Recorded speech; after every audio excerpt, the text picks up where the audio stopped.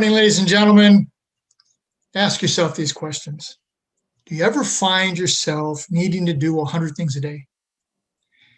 How often have you said, there just isn't enough time in the day? Is your to-do list the size of War and Peace? Are you running on stress and coffee? Well, if you are, you're not alone. Believe me, you are not alone. We're going to talk today about making time to slow down and to relax. Now, one thing I heard recently about COVID was it forced us to slow down. But really, did it really slow down?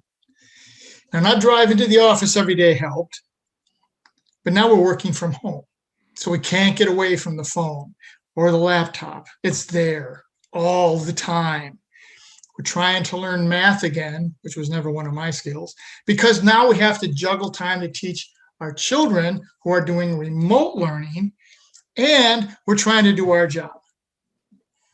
Now, one thing COVID did bring to many of us is the realization that there has to be a better way. There has to be more to life than to be overworked and overstressed. But how do we get there? Well, we're going to find out today. Elizabeth Wells is my guest, and she is an artist with the tools of healing. Now that alone is impressive. She's a writer, she's a storyteller, she's a visual artist, a teacher, a healer, and a guide. She will help us discover ways to slow down, relax, and find joy. Elizabeth, welcome to Life Altering Events. Oh, Frank, thank you so much for having me. What a beautiful introduction. And I'm very happy to be here. And it's funny that you said joy, because right before we came on, the word joy, it was just joy. Move up into the joy. Thank you. Exactly. It's been a tumultuous year, to say the least, plus leading up to it. And it didn't start off all that well in 2021. So, Elizabeth, so many people are just tired. Probably better yet, we're just exhausted. The COVID, the politics, the civil unrest, et cetera, et cetera. Tell us about your program. How to Rest in 4 Easy Steps. How do we do this? Okay. I'll give you the acronym right off the bat, but then I want to talk to you about how this developed, if that's perfect. That's perfect. Rest. Relax. Exhale. Surrender. Trust. Just meditate on those words for a bit. Relax. Exhale. Surrender. Trust. So what would you want to know, or what you would want to know, is that I grew up in an unusual way. So I had a mother who started teaching yoga in the 1960s. And this is before people even knew what yoga was. That's right. You know? And she started meditating an hour a day in our home. And by the time I was a teenager, I went into these activities with her, meditation and yoga and retreats and all of that. And aside from the meditation, my mother had this incredible ability to rest. So if she was working and came home, she would go in her bedroom and put a little pillow over her eyes and just go into another space for 15, 20 minutes and come out refreshed. If we were having a dinner party and she's running around getting it ready, she'd get dressed, she'd lie down for 15 or 20 minutes and then come out and greet the guests. So in her elder years, I came to live with her full time and to watch over her. And she would always tell me to go rest. She'd say, go rest. And I'd say, okay, I will. And I never did. I'd be up literally till 1, 2, 3, 4 in the morning. Yes. And then with her during the day and with her in the middle of the night. And when you're taking care of somebody, um, you, you're not taking care of yourself. You're always putting out fires.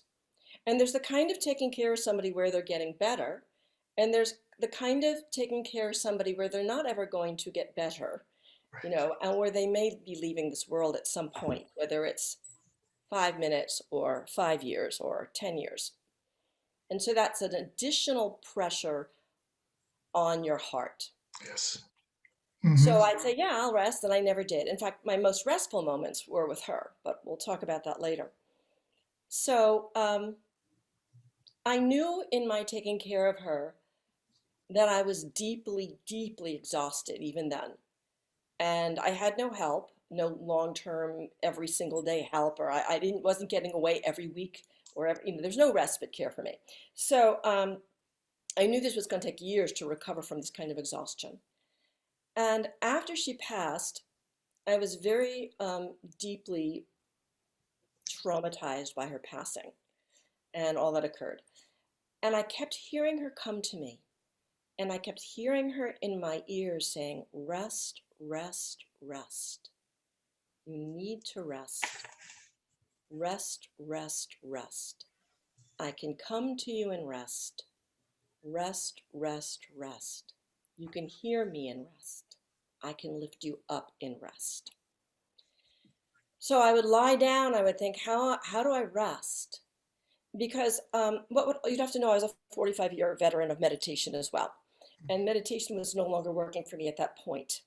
Not that it's come back around, but there's times and places where your brain is so traumatized or things are going that you try to close your eyes and meditate or rest or wherever you're going, and your brain's just looping back into those traumatic memories, and it's not helpful. And one day the acronym came: relax, exhale, surrender, trust. And I go, oh, it just made so much sense. Each of Hmm. those words, and each of those words means something specific. Um, I want to talk about the surrender and trust people. People can get around, oh, relax, yeah, exhale, yeah. And I could talk about them too, but some people go, surrender, ooh, what's that mean? Exactly. Especially if you're in the military. Yeah. Surrender, no. Um, it's not talking about the kind of surrender of waving a flag and white flag and lying down and surrendering to your enemies. I use that word to, the REST acronym became also relax and release, exhale and inhale, surrender and soften, and Hmm. tenderly trust. So the surrender is about accepting all of what you're feeling and moving and going through, not fighting against yourself. So you have these feelings that are really, feel, I shouldn't be feeling that. Oh, that's really hard. Not fighting against that, saying that's okay. That's okay. That's okay. And accepting, I've had to find places in my life that to know that I accept that there are some things I will never accept in this world and in this life, and that's okay. You know? So it's this kind of a surrender of embracing yourself fully.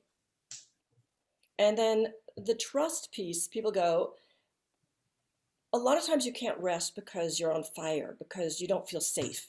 You Hmm. need to feel safe to rest. And the trust piece, after my mom passed, I had no connection to this world or the spirit. All connections just were obliterated. It was like trust what? Trust life when the whole carpet was taken out from under your feet. And there's a lot of people who walk around like that, and they're like functionally fractured in their brain.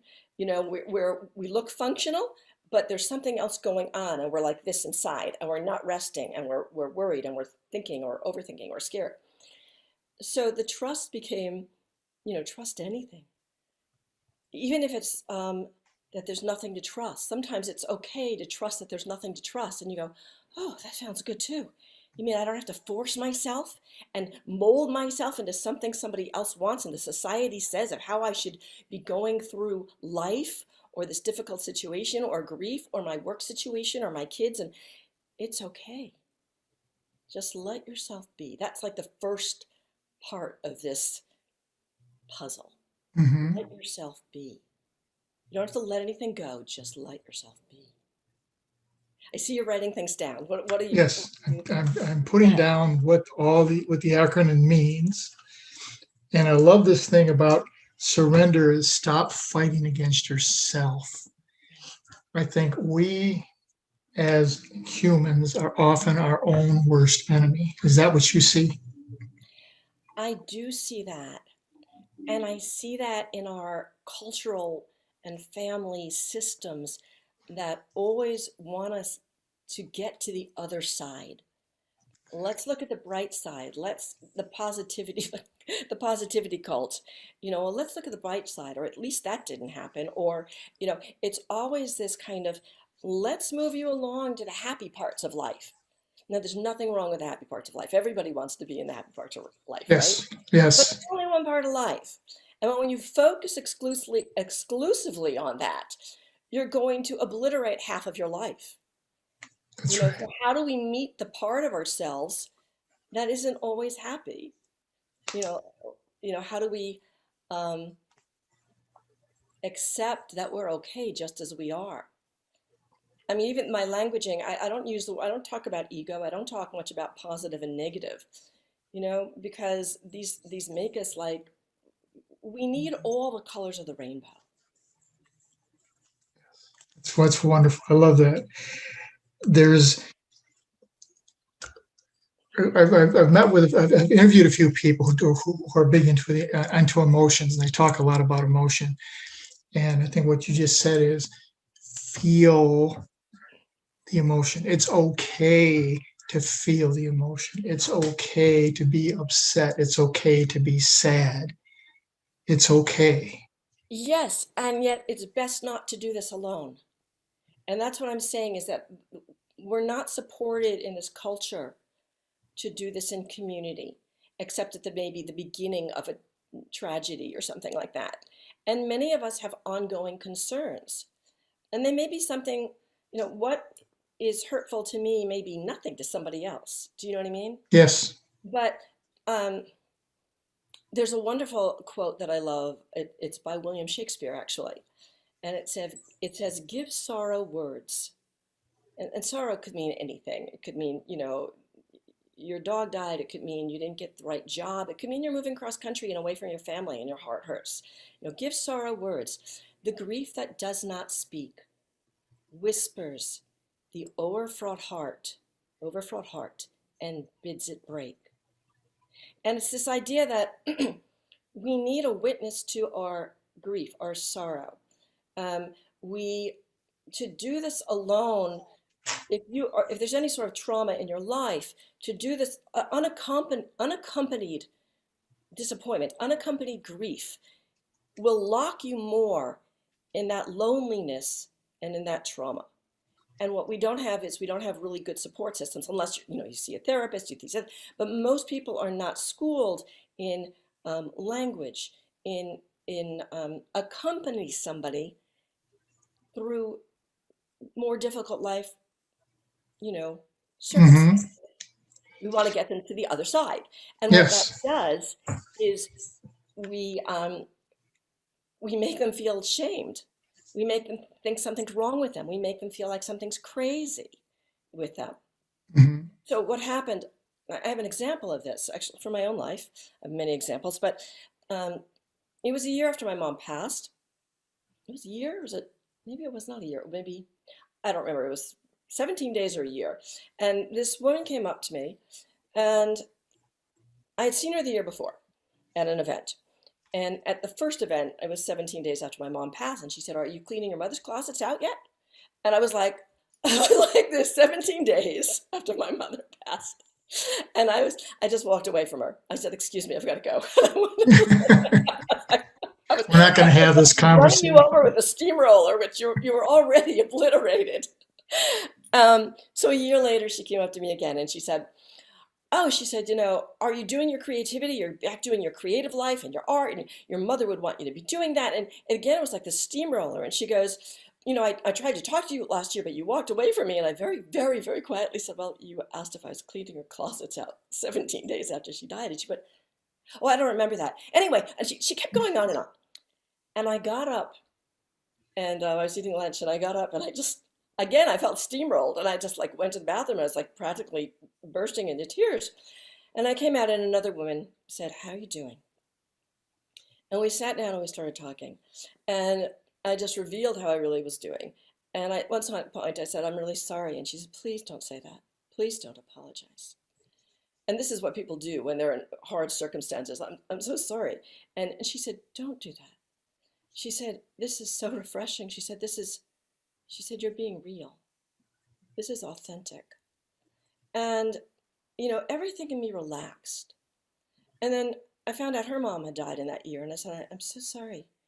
And she said, no, you had a very different, very close relationship with your mom. It's different. But what happened in this conversation is we listened deeply to each other. And it was like we were filling each other's heart up with nurturing and love and resonance and true empathy and compassion. And I left that conversation feeling fuller.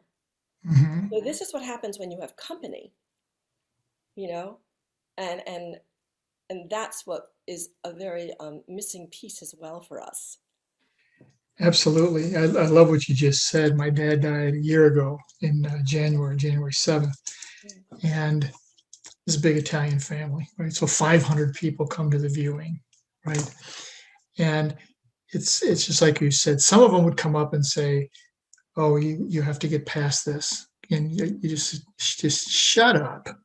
Just, I'm sorry, I have to go see these other. There's 499 other people here. I need to go say hello to them, right? You just walk away, and that's what happens. But that gathering of people, it was so valuable. That 4 brothers and 4 sisters, and my dad died unexpectedly. We didn't expect him. He's dead. Oh my God! And being able to say that to these people was critical. And I love how it ties into rest, because there was a calming. There was a guilt. Oh my God, I wasn't there when my father died. All right. Oh my God, I should have been there, right? How could you have been there? You didn't know it was going to happen. Nobody knew it was going to happen.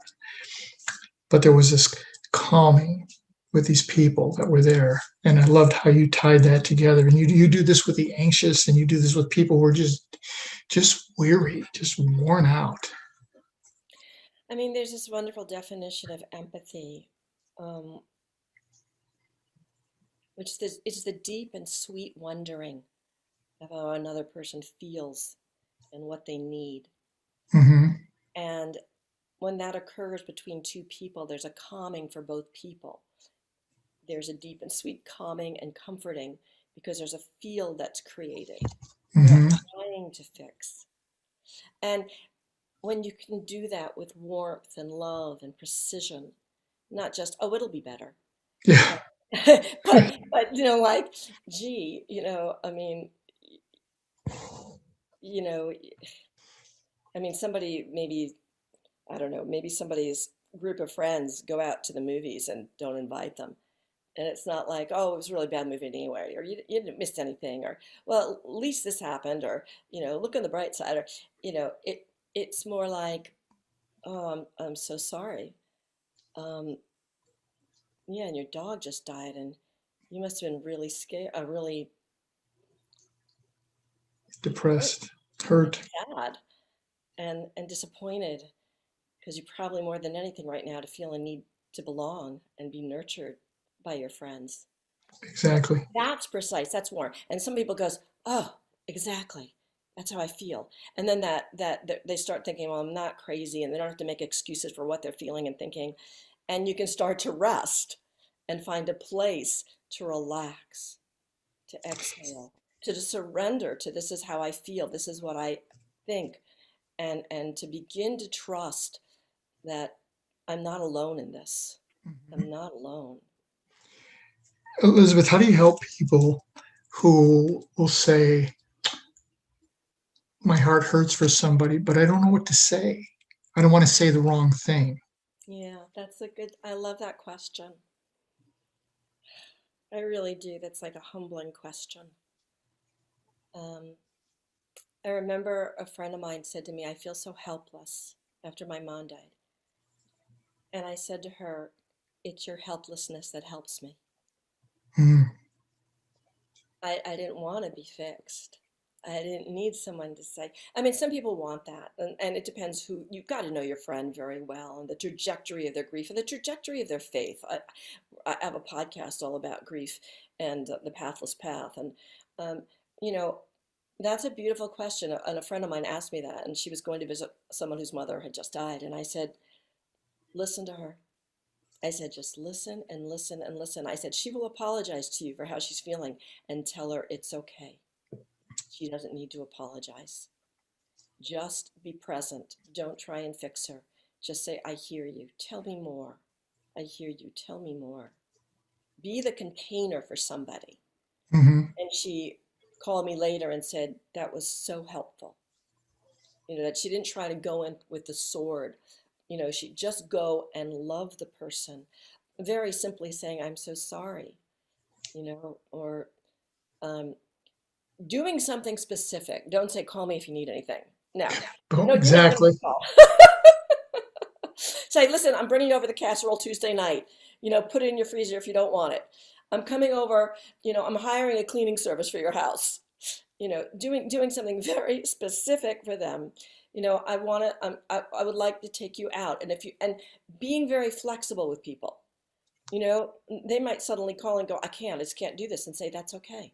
hmm Okay, don't force people. It's that Right. kind of rest of taking that idea of rest to your relationships, you know? Let hmm there be space. Relaxation is about laxity, not being so dense and controlled in the mind. Let there be spaciousness. Let there be a breath in and exhale all the way out to hmm relax the sympathetic, parasympathetic nervous system, you know? You talk about having compassionate communication. Is that what we're discussing Yeah, here? we are discussing that right now. I didn't label that, but we are. That's where that empathy is. hmm I mean, some people think compassion is listening and trying to fix someone, or sympathizing with them, or saying, "Oh, I understand that happened to me," or pouring yourself into someone's story so deeply that you lose yourself, and now they've got they call these things called compassion fatigue. Yeah. Like I said, I would say, you know, empathy is like one of the roots of compassion, and it hmm is that um, finding the language, and there's something called nonviolent communication. I feel like it's a lifestyle, it's a consciousness of compassionate communication, of how you listen to people's feelings and needs. The premise is that we all have needs. Some of them are met, some of them are unmet. But if you know that we all have needs never conflict. Strategies for how to get those needs met may conflict. A But if you great can, answer. and um, feelings will tell you what need is met or unmet. Oh, I'm feeling really scared. Oh, you must have a need for reassurance. hmm A need for connection. I'm really disappointed. You must have a need for belonging, or maybe a need for efficiency. I mean, it gets very subtle.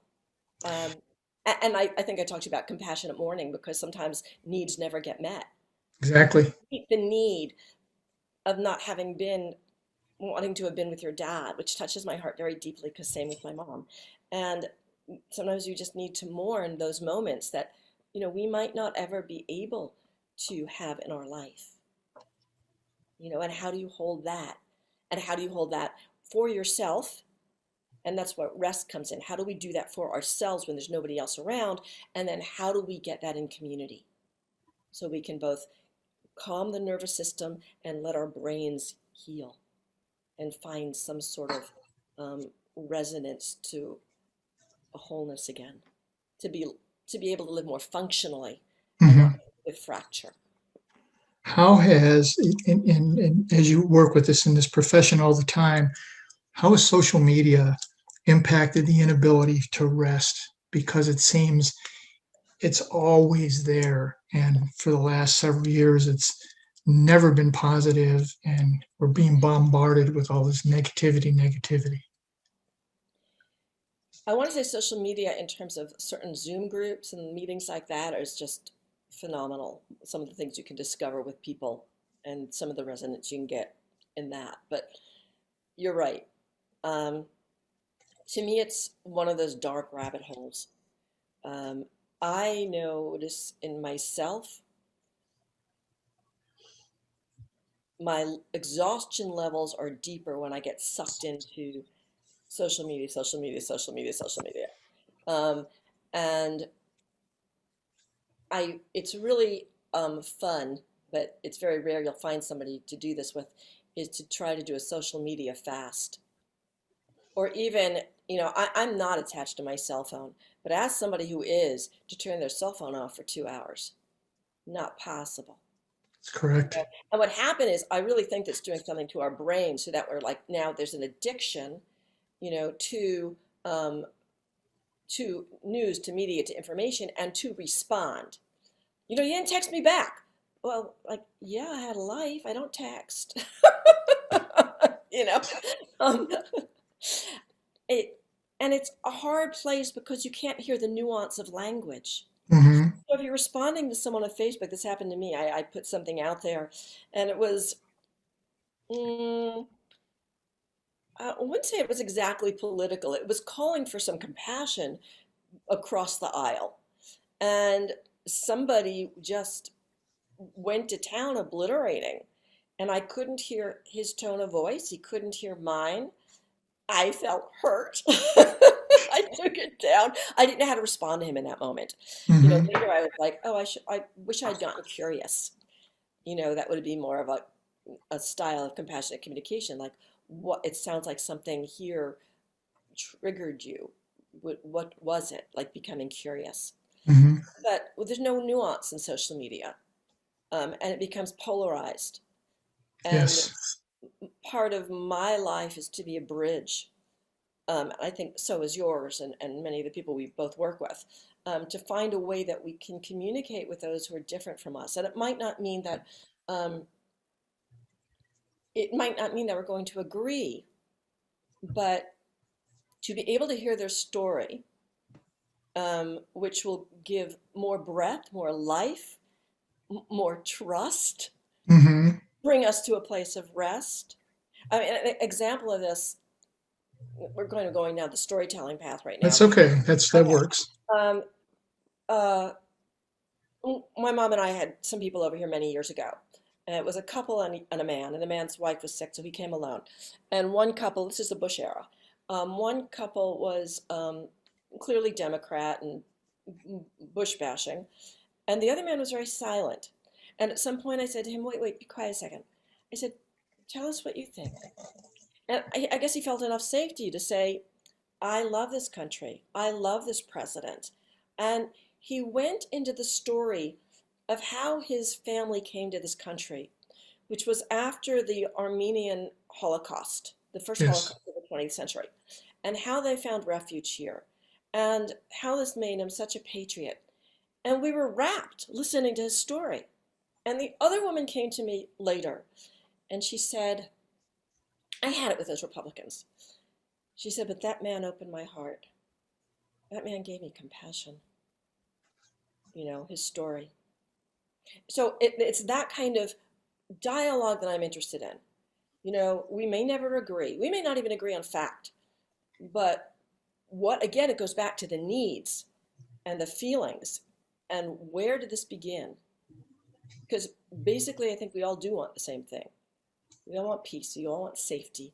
We all want to relax. We all want to Yes. be able to trust our life, you know, and feel Exactly. good and rest and not be running around like chickens without our head. Hmm. I teach something called the Four Wisdoms of Creativity. And the fourth wisdom in there is do as little as possible. And people always look and go, huh? And it's not about not taking action, but it's about doing less here.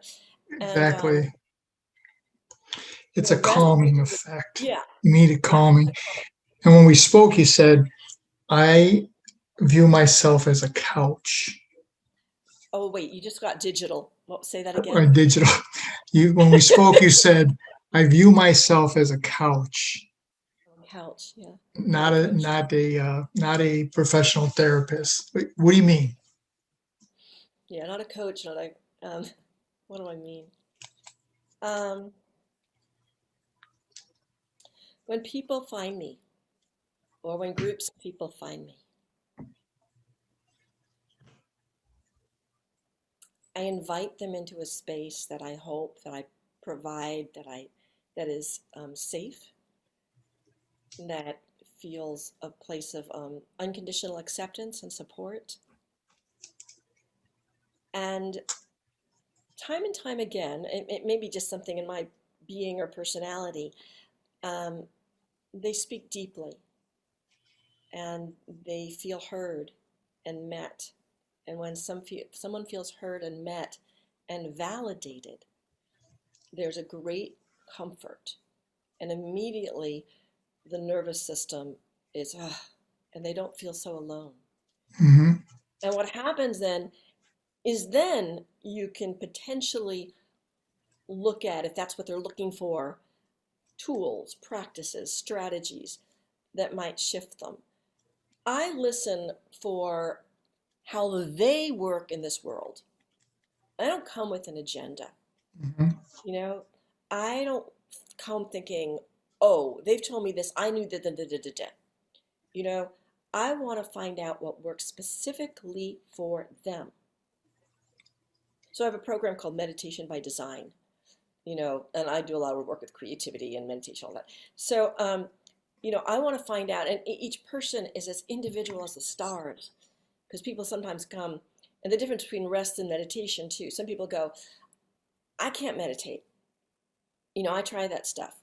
I don't want to sit there watching my breath or saying this, but each person has a way in to the silence or to the peace themselves. I've seen people go into extraordinarily deep states of relaxation and rest that may be just as deep or deeper than meditation without calling it meditation. Hmm. But it's finding their way. And so, as a couch, I invite people to sit down and we just have a conversation. Um, and usually there's one or several aha moments and in finding in seeing something different that gets enlightened, um, not in a negative way or what needs to be healed or this or that, but in a creative way. That, Hmm. oh, I never looked at it that way, and the light goes on in their eye. But it first comes through just listening. One thing I heard someone say about you was Elizabeth provides a safe zone Oh, and a validation zone. oh. And I tell her things I have never told anyone. I can't believe I said this out loud. How does that make you feel when you hear that? Oh, it just like I'm not feeling weepy today, but it's the kind of thing that touches my heart so deeply, and um, it touches my heart very deeply that people feel that safety around me. Um, And that's one of the things, and reading some of your work, that is a big differentiator in trying to get to relaxation. And you said it, uh, am I safe? Not someone's going to punch me in the face, but am I in an emotionally safe where I can let down my guard, where I don't have to be in attack mode or defensive mode? yeah, but I think part of it is I don't try to make people better. And people go, oh, what do you mean? I'm not coming. I don't try and prove people. You know, my goal is not to get you to see the other side or to be positive. It's to meet you exactly where you are and to play in that field with you, to allow you to be And when you feel so seen and met and heard, then you're like, what's that? I mean, I've taught creative and journal writing for decades, and I have a book out on that. And it's that, I just lost my train of thought. Um, People would come and say, I just, they might come for healing. Okay. So, Yes. I didn't start writing as for healing myself. I started as a creative writer when I was a little girl, but they might come for that. But after a while, they're like, well, what else? What else can I do with this? How else can I play now? You Hmm. know, because once they feel fully met and seen by themselves, even, that give sorrow words, the grief that once they feel that, then it's like, how can I create? How can I play? So I don't start though. How do you do that? I meet right where the person is, and work with their tools. Somebody came as a writer. Somebody came to me recently and said, and she's a professional writer. She said, I want to write more this way, and I was like, okay. She wanted to write more creatively, but she was a science mind. So I used her science brain to move into that creative space by using her powers of observation. So I always meet the person where they are, or I hope to. Not, Right, right. yeah. It's We it's travel it's far from rest, but it all relates, no, but it is. It all comes together. Is that I've heard people say, I didn't know this about me, right? Because they've always been protective, and putting shields up and barriers up, and so they don't even know who they are. And talking to you helps at least bring the barrier down so that they can touch it, get in touch with themselves. Is that right? Yeah, and I don't even try to make people's barriers come down. People have barriers for a reason. Hmm. They've been hurt. And I want to respect those barriers. In craniosacral therapy, which I'm a practitioner studying, there's something called move in the direction of ease. You never try to push against a barrier. You take it in the direction of ease. You want to meet people, if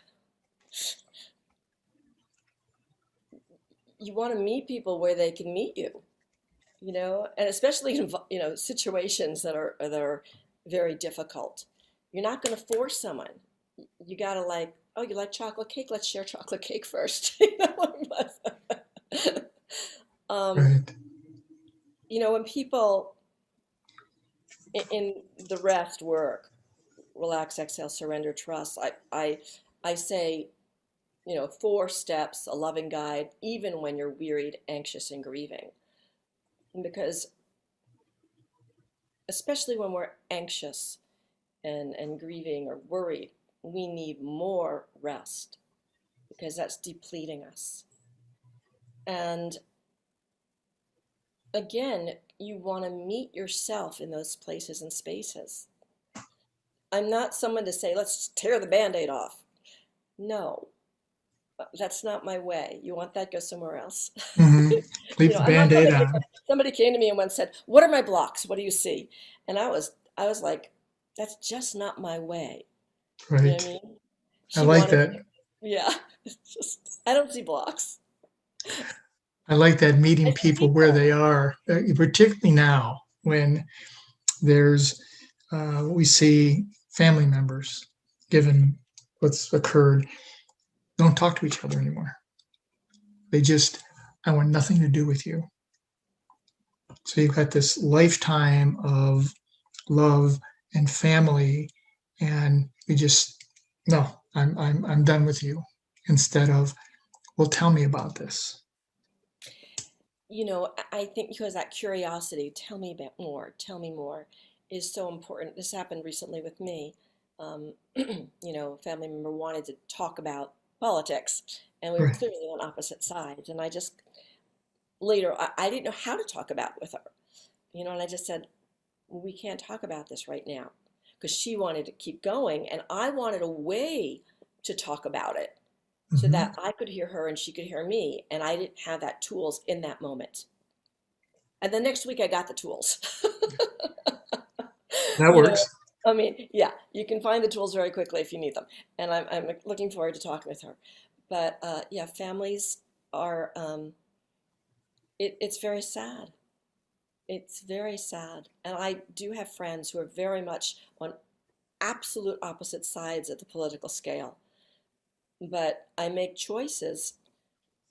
I value their friendship so much. I value what they bring to my life in other ways and vice versa, that I make choices that I don't have to talk about that.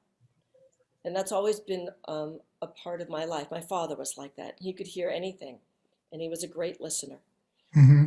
And he has one friend, and he started coming to the center of the aisle and moving. And he said, "Your father," he said, "I thought somebody said to my dad after he passed, he said, I always thought your father was like on my side. He listened to everything. But he said, as I started moving to one side, your father started talking, and I went, oh, but he could listen without comment. And that's hard to do. That's That rare. that is truly a tremendous skill, is to be able to hear what somebody has to say, and then maybe that, again, I want to go back to, that sounds defensive, but maybe it makes that relation, that connection, because I think we're lacking, what I'm reading in your stuff is we're lacking a connection. There's a lot of talking, but not a lot of connecting. We, and I value connection over conflict, because connection will show me a way through conflict Hmm. and chaos. And even in somebody, you're in a tangle with somebody, even a ret, just, okay, relax. Just give yourself a little self-empathy when you're in a tangle with somebody. You don't have to wait, just be there for them. Just take a moment for yourself. Self-empathize in that moment. Okay, just relax, just exhale. Just take care of your moment this second. Just trust that I can take care of myself right now or later. So you self-empathize in those moments as well. Sometimes we lose our sense of self in our relationship to other, because we so want to um, make a point, or connect, but instead we're pushing, we're shoving, we're trying to get them to see something. And It's they're not going to work. repelling. And as you push, they repel. Well, this is just, this time has just flown by here, Elizabeth. We're just about out of time. What last thoughts, words of wisdom would you like to leave with the viewers around the world here today? There's two. Um, I always like to leave people with that, just that, be kind to yourself, be gentle with yourself, be kind to you. And I could talk about that for a long time and why that's important. And as we're going through life, be kind to you, be kind to yourself. And the other is a quote, and I just thought to put a cap on rest. There's so much more we'll talk about on rest another time, all the reasons to rest, including socially political reasons to rest, and how rest gives you more time. But I would say there's a beautiful Spanish proverb, and it says, how beautiful it is to do nothing and then to rest afterward. That is terrific. I love that. And that is a great way to end this discussion. As I said, ladies and gentlemen, we're just about out of time. I want to thank my guest, Elizabeth Wells, for sharing this. This was an incredible story. Elizabeth, thank Just you so traveling the world much. today. Thank you, Frank. And we all need to be kind to ourselves, slow down, and relax. Find that time. Now, ladies and gentlemen, as we say every week, no matter what life throws at you, and as we talked about today, it's going to throw a lot at you. Please do three things: look up, get up, and never ever give up. Pick up the pieces and start moving forward, and better times and better people will come into your life. If you want more information about Elizabeth, you can get it on her website, or contact me and I will make sure it gets to her. You can see this show on Roku TV or on my Facebook page, LinkedIn, YouTube. God, too many acronyms. YouTube page, Frank Zaccari. And if you do go to YouTube, please subscribe. Now that I got that out. But let me leave you with this, ladies. And I will also send a copy and a link to Elizabeth, so she'll put it in all the places where she puts out her material. Let me leave you with this, ladies and gentlemen. None of us are in this alone. And the secret to walking on water is to know where the rocks are. And today, Elizabeth showed us where many of those rocks are. Join us again next week. We discuss another life-altering event. Thank you.